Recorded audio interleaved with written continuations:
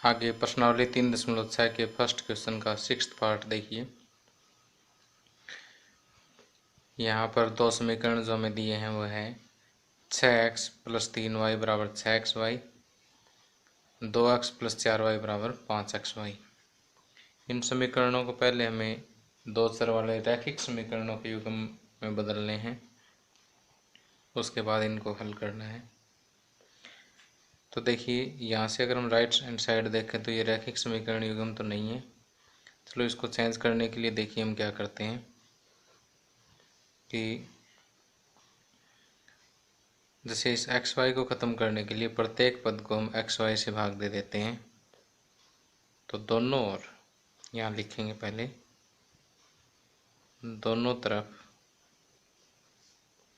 प्रत्येक पद को एक्स वाई से भाग देने पर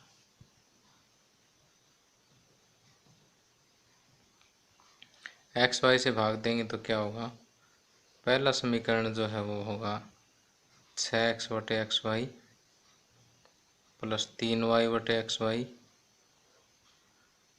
और राइट हैंड साइड बनेगी 6xy/xy। और इसी तरह से दूसरा समीकरण को भी हम दोनों तरफ प्रत्येक पद को एक्स वाई से भाग देंगे तो ये बनेगा 2x/xy + 4y/xy बराबर 5xy/xy। अब देखिए पहला समीकरण क्या होगा कि यहाँ x से x कैंसिल, 6/y, दूसरे पद में y से y कैंसिल, ये होगा 3/x और राइट हैंड साइड में एक्स वाई से एक्स वाई कैंसिल, तो राइट हैंड साइड में बचेगा 6। सेकंड समीकरण देखिए x से x और y से y, एक्स वाई से एक्स वाई ये सारे कैंसिल हो गए, तो ये होगा 2/y + 4/x = 5। इसे आप समीकरण 3 का नाम दे दें और इसे समीकरण 4 का नाम दे दें। अब माना 1/y = p तथा 1/x = q है। तो तीसरा समीकरण हमें क्या देगा, 6p + 3 1/x को q कहेंगे तो 3q = 6।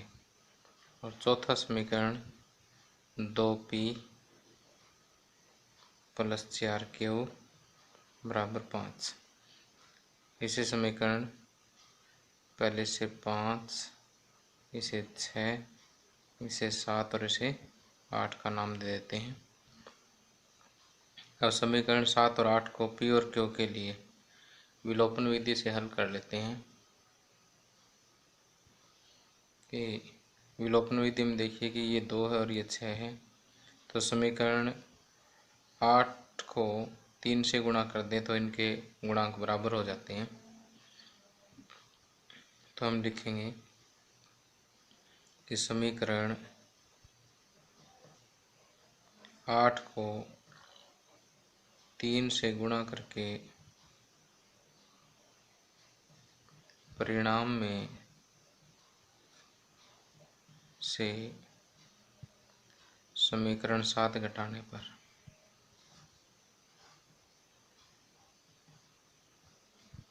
देखिए क्या आएगा,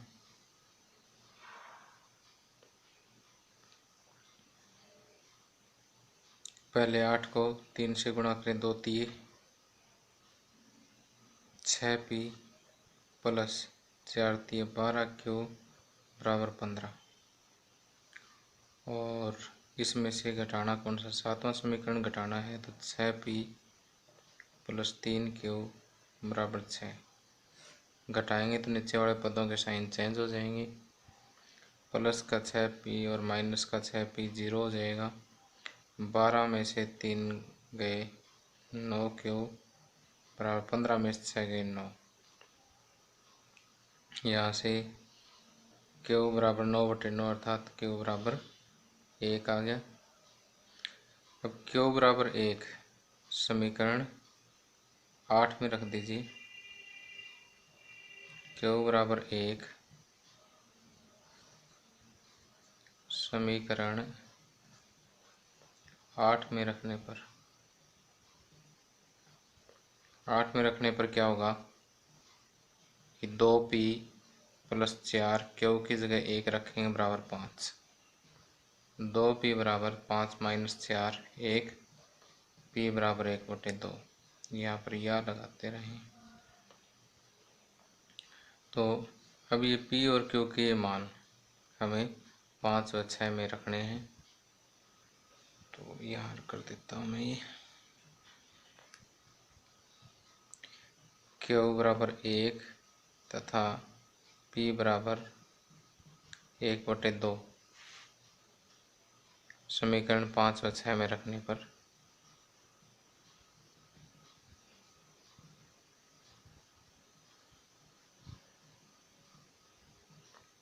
पांचवा समीकरण आपको क्या देगा, 1/y बराबर p का मान है 1/2। यहाँ से y बराबर आ गया 2। और छठा समीकरण आपको क्या देगा, 1/x बराबर क्यू का मान है 1। तो x इधर ले जाएंगे, 1 नीचे ले आएंगे तो 1/1 1 होगा। तो x बराबर 1। तो देखिए x बराबर 1 और y बराबर 2 दिए गए समीकरण युग्म का हल होगा।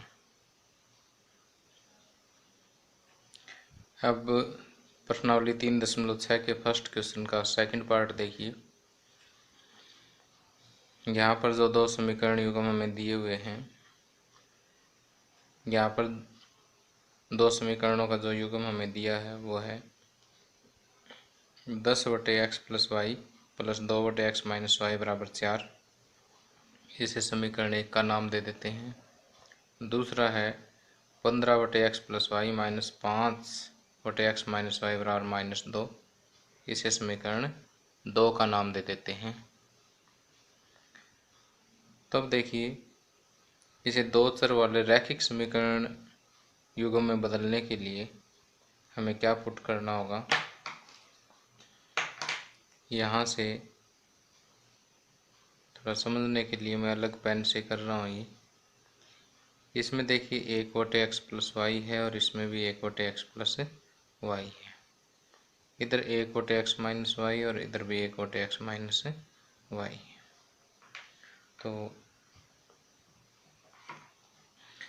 यहाँ माना 1/x + y बराबर p और 1/x - y बराबर q। तो इसे समीकरण 3 और इसे समीकरण 4 का नाम दे देते हैं। तो ये करेंगे तो अगर ये वैल्यू पुट करेंगे तो पहला समीकरण हमें क्या देगा, 10 और बाकी जो हमने सर्कल कर रखा है उसको मैंने कहा p + 2 और जो सर्कल कर रखा है उस पार्ट को हमने कहा q बराबर 4। दूसरा समीकरण हमें कुछ इस रूप में प्राप्त होगा, 15p - 5q बराबर -2। इसे समीकरण 5 और इसे समीकरण 6 का नाम देंगे। अब समीकरण 5 और 6 को हम विलोपन विधि द्वारा p और q प्राप्त करने के लिए हल करेंगे। अब देखिए कि इसमें p का गुणांक 10 है और यहाँ p का गुणांक 15 है। तो 10 और 15 की टेबल में कॉमन आता है 30। तो समीकरण 5 को मैं 3 से गुणा कर दूँ, इसे 2 से गुणा कर दूँ, फिर घटा दूँ तो हमें q प्राप्त हो जाएगा। देखिए समीकरण 5 को 3 से गुणा करने पर तथा समीकरण 6 को 2 से गुणा करके घटाने पर क्या आएगा। देखिए 5 को 3 से करनी है तो इसको पूरे को 3 से करें। 10 तिये 30 पी प्लस 3 दूनी 6 और आगे है क्यू बराबर 4 तिये 12 और इसको 2 से करनी है तो 15 दूनी 30 पी माइनस 5 दूनी 10 क्यू बराबर -4। घटाएंगे तो नीचे वाले पदों के साइन चेंज हो जाएंगे। प्लस का 30 पी और माइनस का 30 पी 0 हो जाएगा। 10 प्लस 6 16, 16 क्यू बराबर 12 प्लस 4 16। क्यू बराबर 16/16 कितना आएगा 1। अब क्यू बराबर 1 समीकरण 5 में पुट करने पर 5 या 6 किसी में पुट कर सकते हो, मैं 5 में कर रहा हूँ। क्यू बराबर 1 समीकरण 5 में रखने पर क्या आएगा 10p प्लस 2 गुणा क्यू की जगह 1 बराबर 4 या 10p प्लस 2 बराबर 4 या 10p बराबर 4 में से 2 कटेंगे 2 आएगा या p बराबर 2/10 यानी 1/5 आएगा। अब देखिए कि p और q की ये मान कहाँ रखेंगे 3 और 4 में रखेंगे कि p बराबर 1/5 तथा q बराबर 1 समीकरण 3 व 4 में रखने पर देखिए क्या होगा कि समीकरण 3 हमें क्या देगा 1/x प्लस वाई बराबर p है और p का मान क्या है 1/5। तो यहाँ से दोनों पलटी मरवा दीजिए इसको x प्लस वाई बराबर 5 और चौथा समीकरण आपको क्या देगा 1/x माइनस वाई बराबर क्यू को हम कहेंगे 1। तो x माइनस वाई बराबर देखिए x माइनस वाई 1 के साथ गुणा होगा और इधर राइट में 1 पड़ा है, लेफ्ट में 1 पड़ा है। अब देखिए हमें फिर से 2 समीकरण प्राप्त हो गए हैं। इससे पहले हमने जो 6 पार्ट किए हैं उसमें सवाल यहीं पे ख़त्म हो जाता था कि x और y की वैल्यू आ जाती थी। अब यहाँ थोड़ा सा हमें और सॉल्व करना पड़ेगा, ज़्यादा मुश्किल नहीं है, बिल्कुल सिंपल से समीकरण प्राप्त हुए हमें। तो हमने समीकरणों को नाम दे रखा 6 तक, तो इसे 7 और इसे 8। तो देखिए y की गुणांक भी इक्वल है और साइन अपोजिट है, तो 7 और 8 को जोड़ने पर समीकरण 7 व 8 को जोड़ने पर क्या होगा x प्लस वाई बराबर 5 और x माइनस वाई बराबर 1। जोड़ेंगे तो प्लस वाई माइनस वाई 0 हो जाएगा। 2x बराबर 6 और x बराबर 3। अब x बराबर 3 जो है वो समीकरण 7 में रख दें। x बराबर 3 समीकरण 7 में रखने पर 7 में रखेंगे तो 3 प्लस वाई बराबर 5 और y बराबर 5 माइनस 3 2। तो x बराबर 3 और y बराबर 2 दिए गए समीकरण का हल होगा।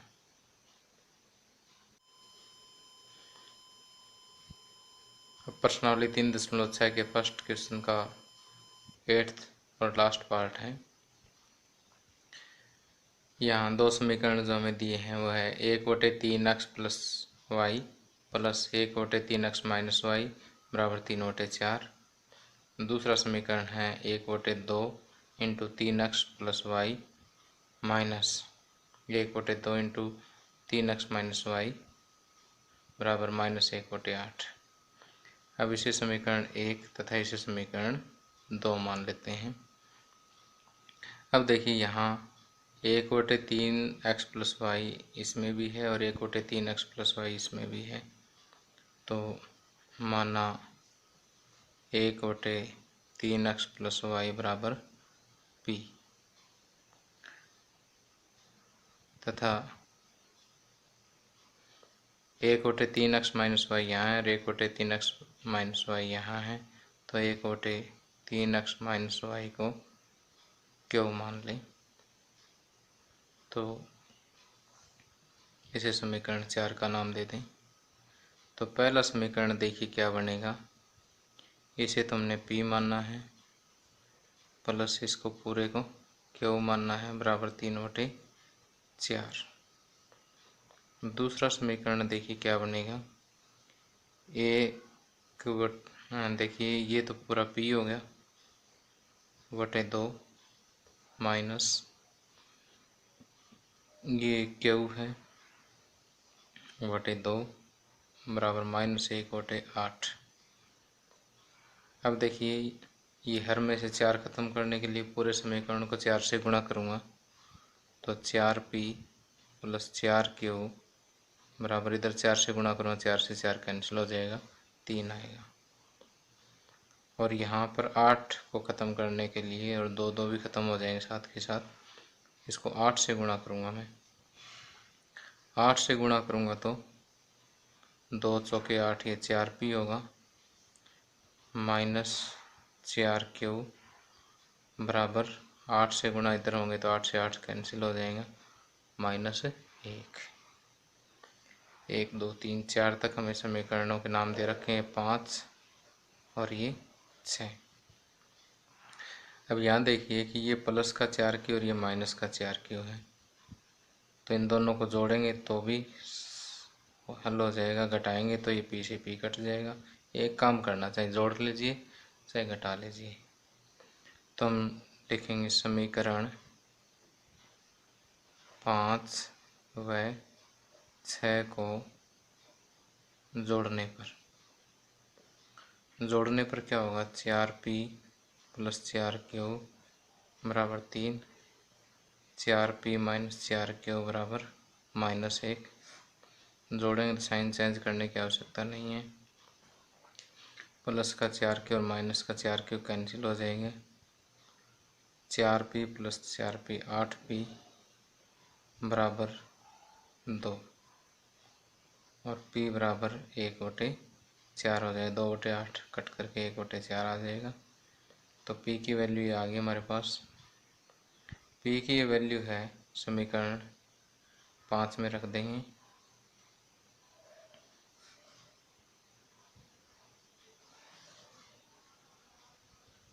p बराबर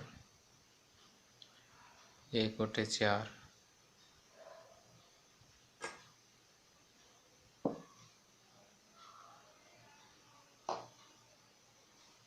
p बराबर 1/4 समीकरण 5 में रखने पर।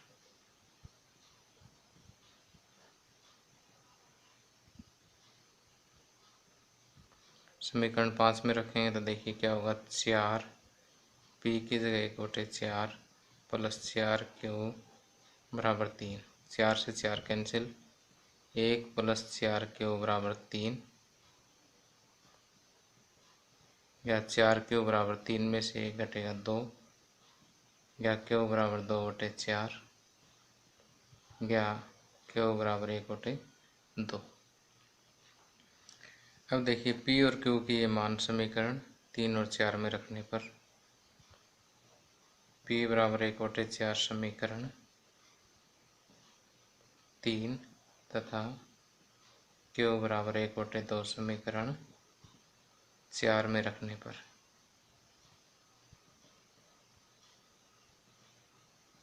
देखिए क्या होगा। तीसरा समीकरण में देगा 1/3 3x प्लस वाई बराबर पी की जगह 1/4। अब दोनों तरफ अंश को हर बना दीजिए और हर को अंश बना दीजिए, तो ये देगा मैं 3x प्लस वाई बराबर 4। और चौथा समीकरण देखिए क्या देगा आपको,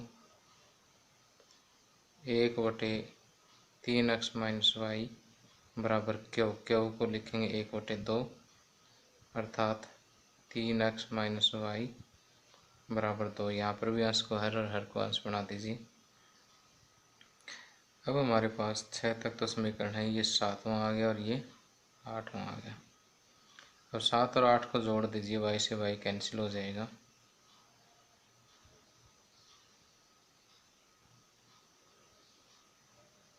फिर विलोपन विधि का प्रयोग करेंगे इसके लिए। समीकरण 7 व 8 को जोड़ने पर 3x प्लस वाई बराबर 4, 3x माइनस वाई बराबर 2। जोड़ेंगे तो y से y कैंसिल हो जाएगा। 6x बराबर 6, यहाँ से x बराबर 1। x बराबर 1 समीकरण 7 में रख दें, तो x बराबर 1 समीकरण 7 में रखने पर क्या होगा देखिए, 3 गुणा 1 प्लस वाई बराबर 4, 3 एकम 3, ये 3 इधर जा कर के माइनस हो जाएंगे, तो y बराबर 4 माइनस 3 बराबर 1। तो y बराबर 1 दिए गए समीकरण का हल होगा। तो यहाँ देखिए x बराबर 1 और y बराबर 1 दिए गए समीकरण युग्म का हल होगा।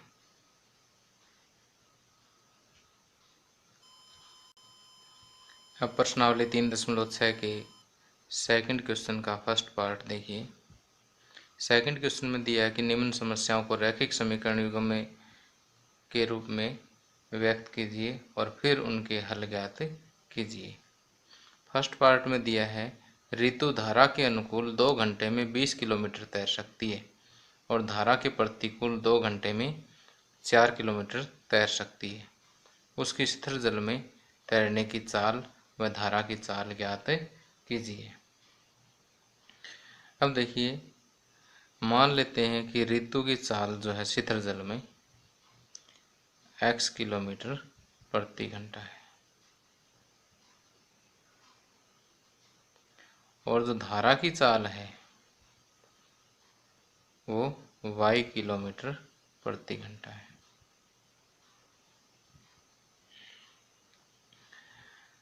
अब देखिए कि यहाँ पर ऋतु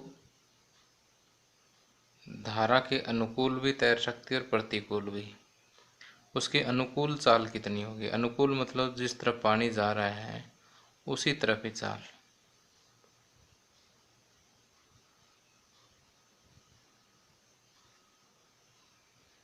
अनुकूल में देखिए धारा की और ऋतु की दोनों की चाल प्लस हो जाएगी, तो अनुकूल जो चाल होगी वो x प्लस वाई होगी।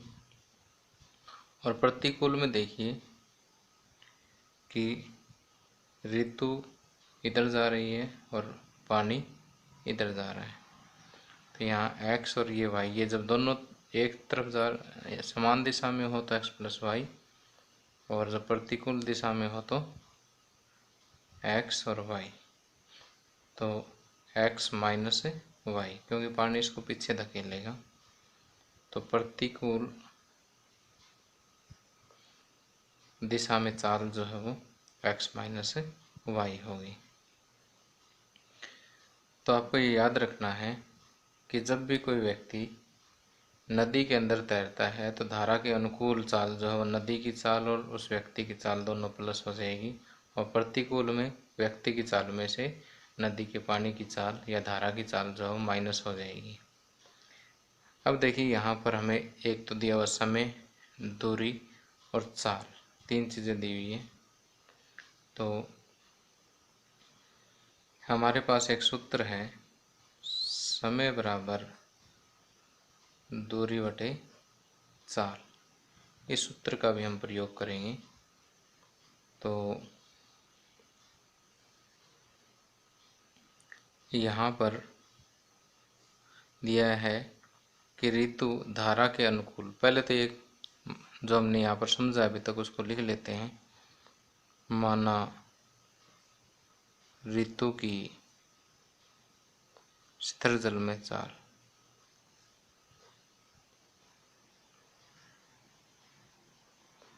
बराबर x किलोमीटर प्रति घंटा और धारा की चाल बराबर y किलोमीटर प्रति घंटा। अब धारा के अनुकूल चाल बराबर x प्लस वाई, धारा के प्रतिकूल चाल x माइनस वाई। अब प्रश्न क्या कहता है उसके अकॉर्डिंग चलते हैं। प्रश्नानुसार ऋतु धारा के अनुकूल 2 घंटे में 20 किलोमीटर तैर सकती है। तो सूत्र हमारे पास समय बराबर दूरी बटे चाल, तो समय हो गया 2 घंटे, दूरी हो गई 20 और चाल अनुकूल वाली ले लेंगे x प्लस वाई। और दूसरी कंडीशन क्या है, और धारा के प्रतिकूल 2 घंटे में 4 किलोमीटर, धारा के प्रतिकूल का समय कितना 2, दूरी है 4 और प्रतिकूल चाल है x माइनस वाई। तो यहाँ से हमें 2 समीकरण प्राप्त होंगे। यहाँ से देखिए 2 गुणा x प्लस वाई बराबर 20, 2 इधर ले जाकर के डिवाइड कर दीजिए x प्लस वाई, क्योंकि पूरे के गुणा में है तो इधर पूरे के भाग में चला जाएगा 10। यहाँ पर 2 गुणा x माइनस वाई बराबर 4। अब ये 2 देखिए पूरे के साथ गुणा है तो इधर 4 के बटे में चला जाएगा, x माइनस वाई बराबर 4 बटे 2, 2 आ गया। तो ये समीकरण 1 और ये समीकरण 2। अब इसे विलोपन विधि द्वारा हल कर लेते हैं। दोनों को ऐड कर दीजिए बस, क्योंकि एक प्लस का वाई और एक माइनस का वाई है, ये कैंसिल हो जाएंगे। समीकरण 1 व 2 को जोड़ने पर क्या होगा, x प्लस वाई बराबर 10, x माइनस वाई बराबर 2।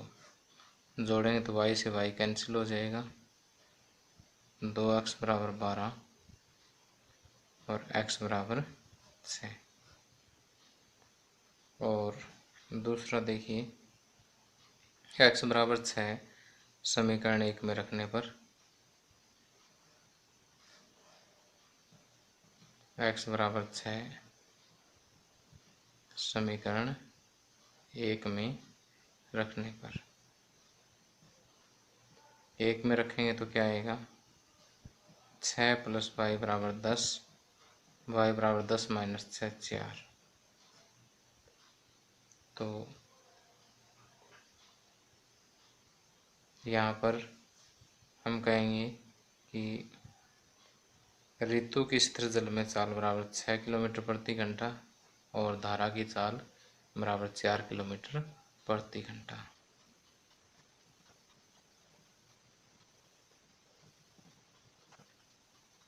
अब सेकंड क्वेश्चन का सेकंड पार्ट, 2 महिलाएं एवं 5 पुरुष एक कसीदे के काम को साथ साथ 4 दिन में पूरा कर सकते हैं, जबकि 3 महिलाएं एवं 6 पुरुष इसको 3 दिन में पूरा कर सकते हैं। ज्ञात कीजिए कि इसी कार्य को करने में अकेली महिला कितना समय लेगी, पुनः इसी कार्य को करने में अकेला पुरुष कितना समय लेगा। तो जो चीज़ इन क्वेश्चन में कितना पूछ रखा है उन्हें हम x और y मानेंगे। तो माना अकेली महिला द्वारा कार्य को पूरा करने में लिया गया समय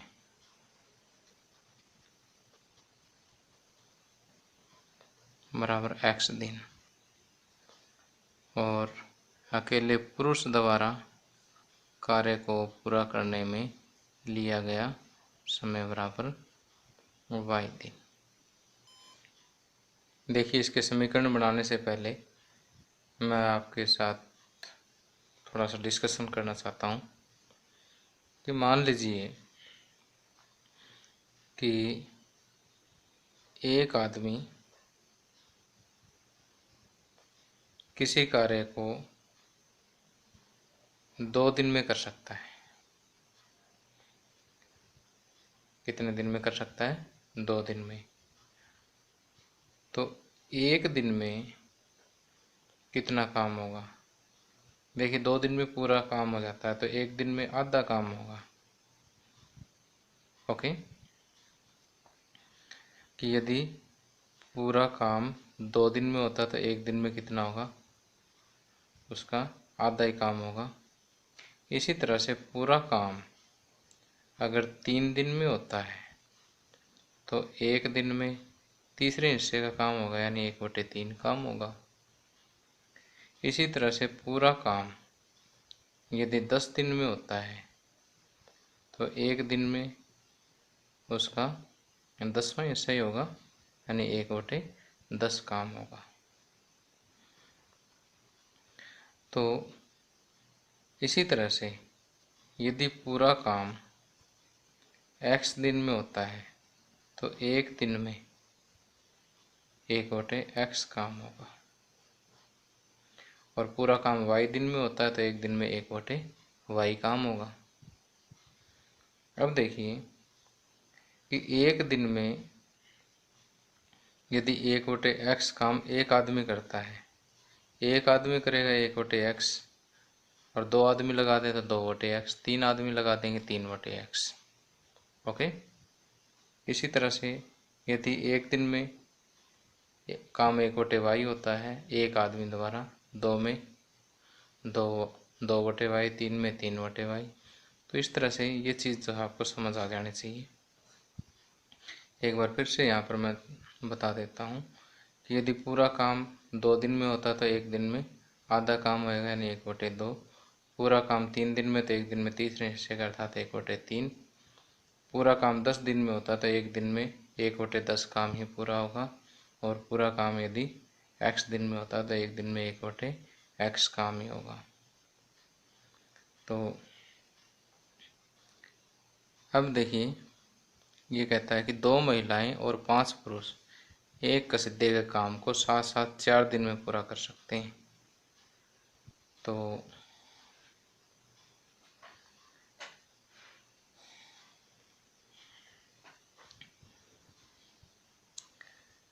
दो महिलाएं और 5 पुरुष एक कसीदे के काम को साथ साथ 4 दिन में पूरा कर सकते हैं। तो एक दिन में कितना काम करेंगी? 1/4। तो 2 महिलाएं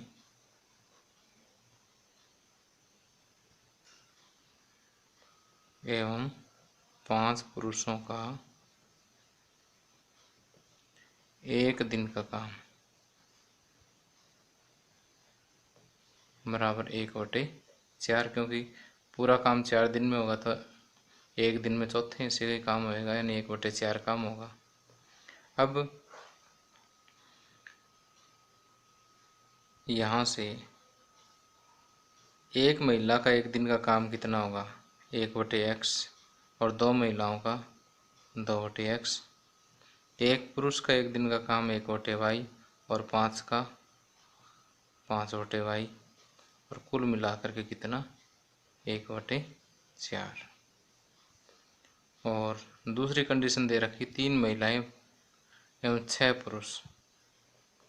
3 महिलाएं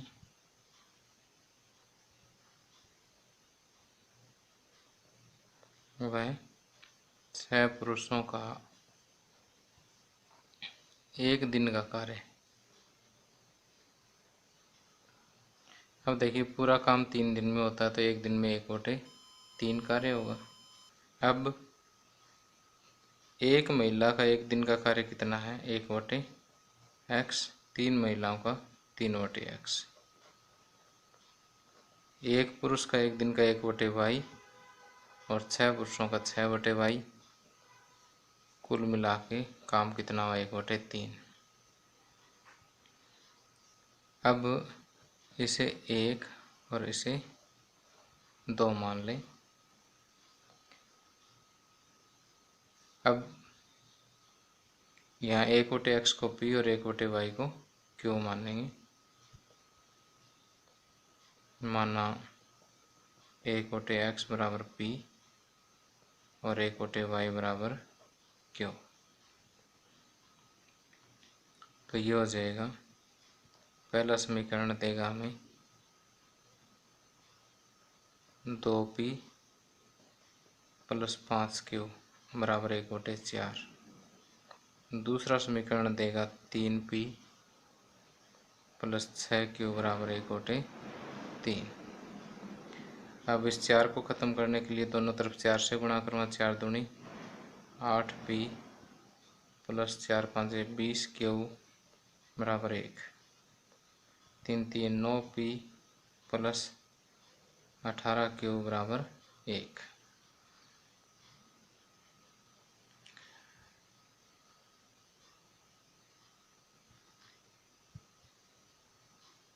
अब देखिए, विलोपन विधि का अगर मैंने प्रयोग करना है तो इसी समीकरण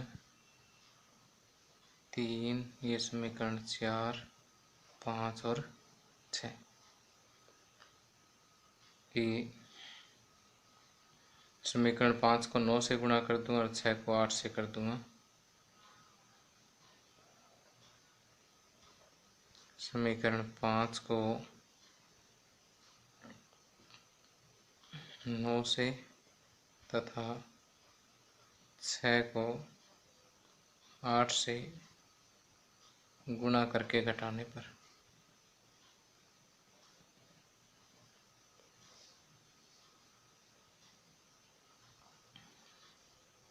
इसको 9 से गुणा करें। 9 8 72p + 9 दूनी 18 180 और q बराबर 9।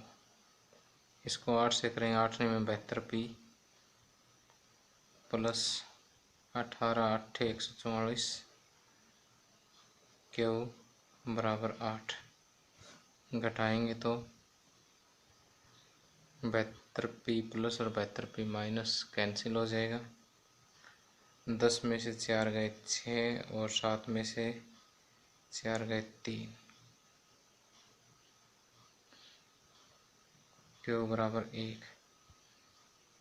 36 क्यू बराबर 1, तो क्यू बराबर हो जाएगा 1/36। और क्यू बराबर 1/36 हम समीकरण 6 में रख देते हैं ताकि 18 दूनी 36 कैंसिल हो जाए। क्यू बराबर 1/36 समीकरण 6 में रखने पर तो ये हो जाएगा 9p + 18 गुणा 1/36 बराबर 1। 18 1 18 18 दूनी 36। 9p बराबर 1/1 माइनस 1/2, ये 1/2 ही हो जाएगा। और p बराबर 9 दूनी 18, 1/18 हो जाएगा ये। तो यहाँ से देखिए p और q का ये मान समीकरण 3 और 4 में रखेंगे। p बराबर 1/18 तथा q बराबर 1/36। समीकरण 3 और 4 में रखने पर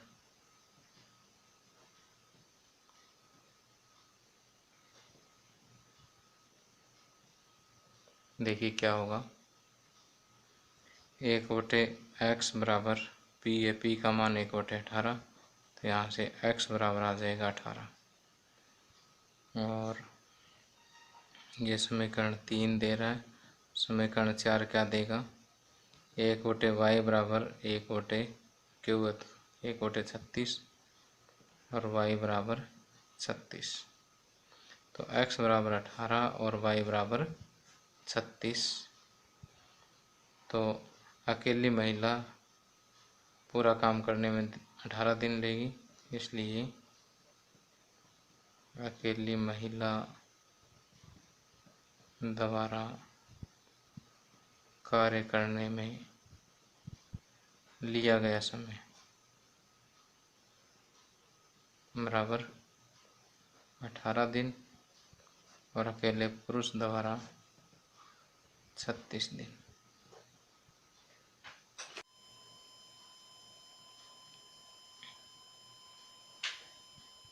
अब सेकंड क्वेश्चन का थर्ड पार्ट, ये इस एक्सरसाइज का लास्ट क्वेश्चन है। रूही 300 किलोमीटर दूरी पर स्थित अपने घर जाने के लिए कुछ दूरी रेलगाड़ी द्वारा तथा कुछ दूरी बस द्वारा तय करती है।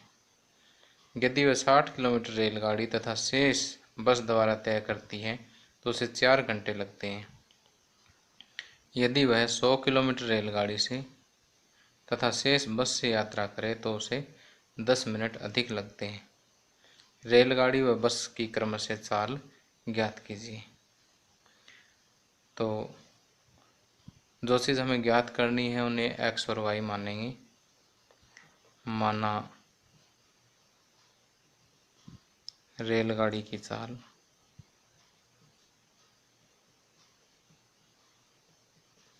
बराबर x किलोमीटर प्रति घंटा और बस की चाल y किलोमीटर प्रति घंटा। अब देखिए कि यहाँ पर कंडीशन दे रखी है कि 60 किलोमीटर रेलगाड़ी से और टोटल कितना है 300 किलोमीटर है, तो बचेगा 240 किलोमीटर।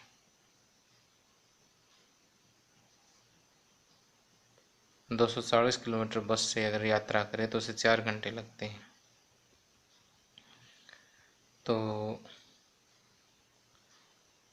समय का सूत्र हमारे पास क्या है, समय बराबर दूरी बटे चाल। तो रेलगाड़ी से समय कितना लगा, रेलगाड़ी से समय लगा उसको दूरी बटे चाल इतना, और बस से कितना समय लगा, बस से दूरी ये है, चाल है भाई, और कुल मिला के समय लगा उसे 4 घंटे। और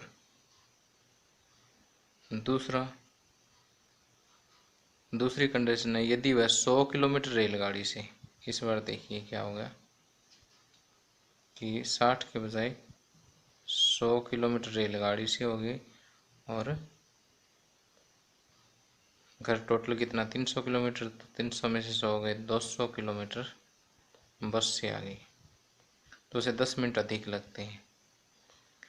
तो रेलगाड़ी में इस बार समय कितना लगा 100 बटे x दूरी बटे चाल, और बस में बस द्वारा तय दूरी बटे बस की चाल, और कुल समय है 4 घंटे प्लस 10 मिनट। अब देखिए कि इसका हिसाब किताब कैसे करें। 4 घंटे और 10 मिनट का, 4 घंटे तो पूरे हो गए, प्लस 10 मिनट के और घंटे बना लीजिए। 10 मिनट के हो गए 10 बटे 60 यानी 1 बटे 6, 4 से 1 बटे 6 घंटे, यानी 4 से 24 रह गए 25 बटे 6 घंटे हो गए। तो यहाँ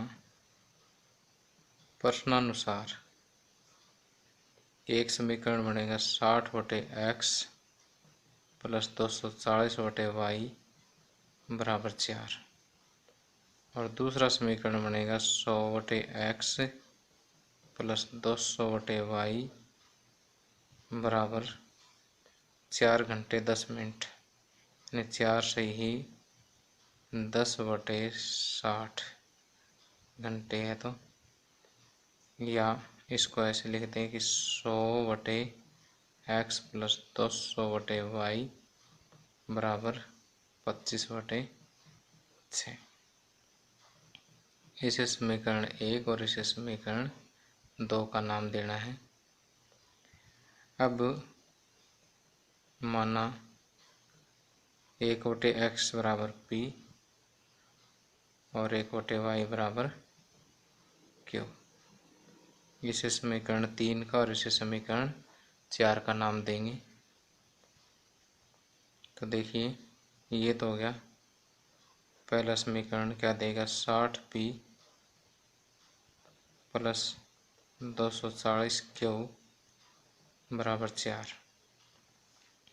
दूसरा समीकरण देगा 100p प्लस 200q बराबर 25/6। अब इसका 6 खत्म करने के लिए मैं क्या करूँगा, दोनों तरफ 6 से गुणा कर दूंगा तो 600p प्लस 1200q बराबर 25। इसे समीकरण 5 का नाम दे देते हैं, इसे 6 का। 5 और 6 को देखिए हम आसानी से विलोपन विधि द्वारा हल कर सकते हैं कि 5 को इसमें 60 है, इसमें 600 है, तो इसको 10 से गुणा करके उसमें से 6 घटा देंगे। जो हमें करना है लिखना भी है कि समीकरण 5 को 10 से गुणा करके परिणाम में से समीकरण 6 घटाने पर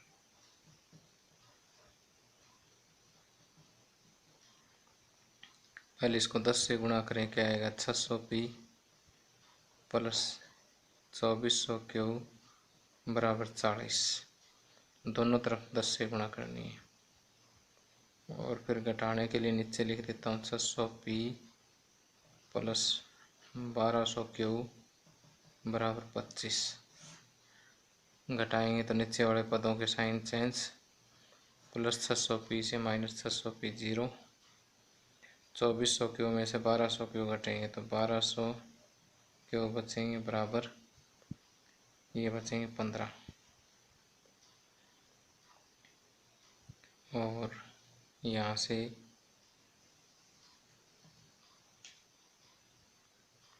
q की वैल्यू आएगी 15/1200। 15 एकम 15, 15 8 120। q बराबर 1/80। अब q बराबर 1/80 समीकरण 5 में रख देते हैं। 8 3 24 ताकि 240 कट जाएगी और सोल्व करना आसान हो जाएगा। q बराबर 1/80 समीकरण 5 में रखने पर 60p प्लस 240 q की जगह लिखेंगे 1/80 बराबर 4। 0 से 0 कैंसिल, 8 3 24। 60p बराबर 3 इधर जाके घट जाएगा, 4 में से 3 गए 1। अब देखिए यहाँ से p आ जाएगा 1/60।